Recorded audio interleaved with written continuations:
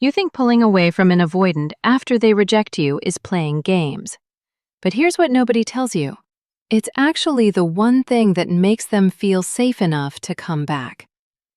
If you're watching this, you've probably been in that situation where someone with avoidant attachment pushed you away, and your brain went into overdrive trying to figure out what you did wrong. Maybe you texted them paragraphs explaining your feelings. Maybe you gave them space, but kept checking if they watched your stories. And none of it worked. Here's why. You were doing exactly what they expected you to do. By the end of this video, I'm going to walk you through the 3 specific things every avoidant secretly wishes you'd do after they reject you. But these aren't manipulation tactics. They're actually standards. And the way they respond will tell you everything about whether this person is worth your time. The third one is going to completely change how you see rejection. Here's what most people get wrong. They think if they just love the avoidant harder, prove themselves more, or give endless reassurance, the avoidant will finally feel safe. But that's like trying to calm down someone afraid of heights by pushing them closer to the edge. Most avoidants have been conditioned since childhood to believe that needing someone makes you weak, that depending on people leads to disappointment. So when you chase them after they reject you, you're confirming their deepest fear, that people will always want more than they can give. But when you do what I'm about to tell you, something different happens, and how they respond will show you if they're capable of growth or if you need to walk away. What they actually wish you'd do. Number 1. Stop explaining yourself. The first thing every avoidant wishes you'd do is stop trying to convince them of your worth. When you respond with long texts explaining why you're good together or listing all the ways you've been there for them, here's what they hear. Please validate me. Please tell me I'm enough. And that triggers their nervous system even more, because now they feel responsible for your emotional state. But when you don't explain yourself, you create space for them to feel their own feelings instead of managing yours. When you do this, an avoidant who's willing to grow will start to wonder if they made a mistake. They'll notice the absence of your energy. But here's the reality check.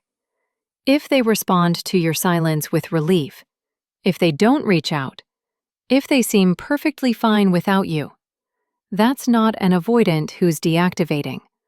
That's someone who genuinely isn't that interested.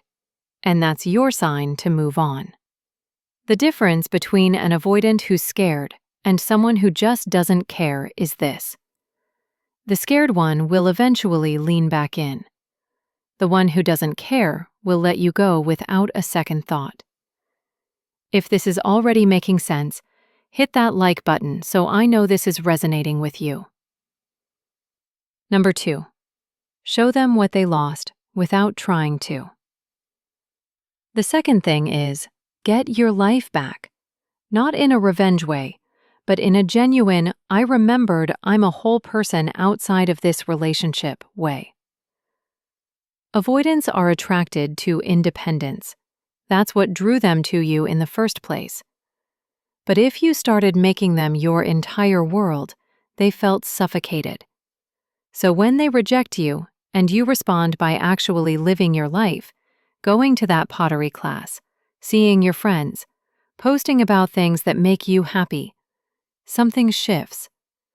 They start to see you as the person they were attracted to again, not the person who needs them to feel complete. A study from the University of California found that avoidants are more likely to reconsider a relationship when they perceive their partner as having high self-worth and strong boundaries. When you stop chasing and start choosing yourself, you become more attractive to them. But here's the fork.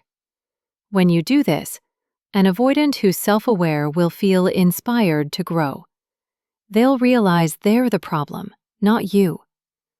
But if they respond by breadcrumbing you, sending random 2 a.m. texts, acting like nothing happened without addressing what went wrong, that's your sign they're not willing to change. They just want you available when it's convenient. And that's not love.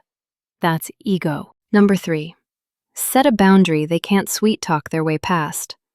Here's the one that changes everything.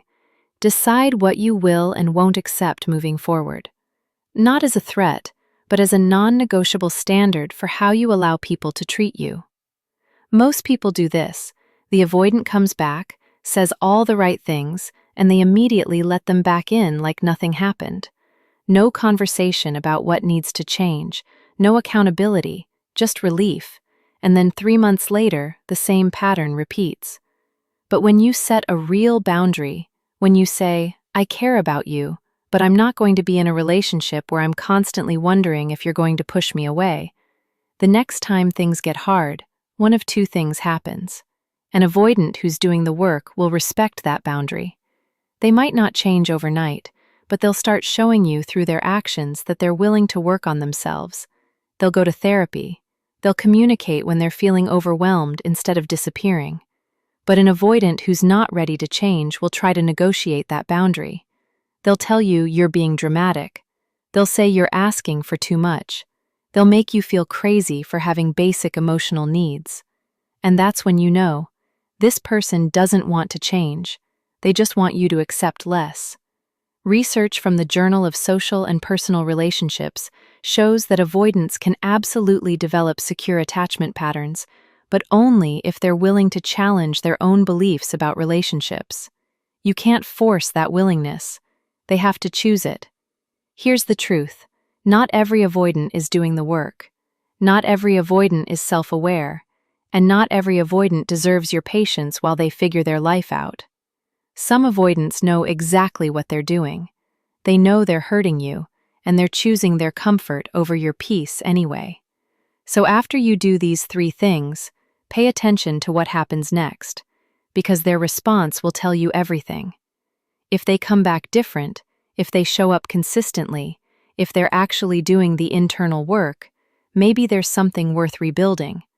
But if they come back the same, if they want you to accept the bare minimum, if they're still making you feel like asking for basic emotional availability is too much, then the kindest thing you can do for yourself is walk away.